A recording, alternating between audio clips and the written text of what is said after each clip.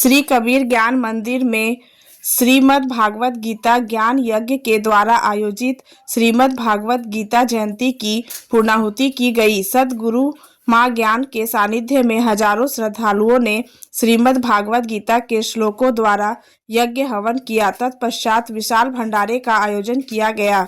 गीता में कर्म की प्रधानता बताई गई है। गीता में यज्ञार्थ कर्म करने की प्रेरणा दी गई है। यज्ञार्थ कर्म का अर्थ है कि आपके कर्म शास्त्र सम्मत हो। कर्म के साथ साथ आपकी वाणी, आपके आचार विचार शास्त्र सम्मत हो। कर्मों में अहंकार का पूर्णतः अभाव हो। मैंने किया, मैं करता हूँ, ऐसा भाव अहंकार को उत्पन्न करता है।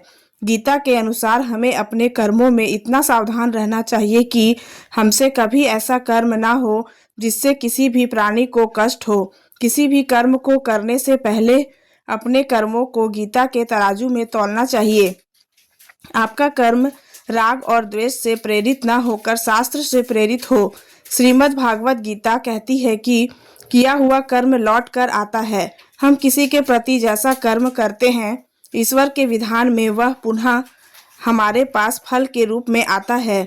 गीता में भगवान के कर्मों के 3 प्रकार तामसी, राजसी और सात्विक बताया गया है, जिसमें सबसे उत्तम कर्म सात्विक कर्म है। हमारे कर्म ऐसे हो जिससे हमें स्वयं प्रसन्नता मिले और हम दूसरों को भी प्रसन्नता ही बांटे।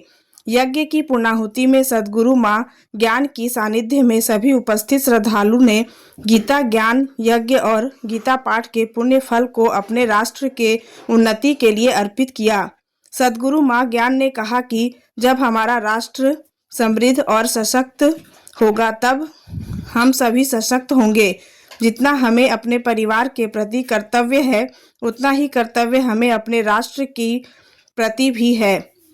सद्गुरु मां ज्ञान ने कहा, इस तरह के कार्यक्रम का आयोजन हमें अपने भावी पीढ़ियों में अपने संस्कृति के प्रति गौरव बोध को जगाएगा। इस तरह के कार्यक्रम का आयोजन तभी सफल होगा जब हम ईश्वर के द्वारा बनाए गए मानव के संविधान श्रीमद् भागवत गीता को जन जन तक पहुंचाने का पुनीत कर्म करेंगे। एक एक व्यक्ति का कर्तव्य है कि हम गीता के ज्ञान को स्वयं में भी धारण करें और इसे जन जन तक पहुंचाने का पुण्य कर्म भी करें।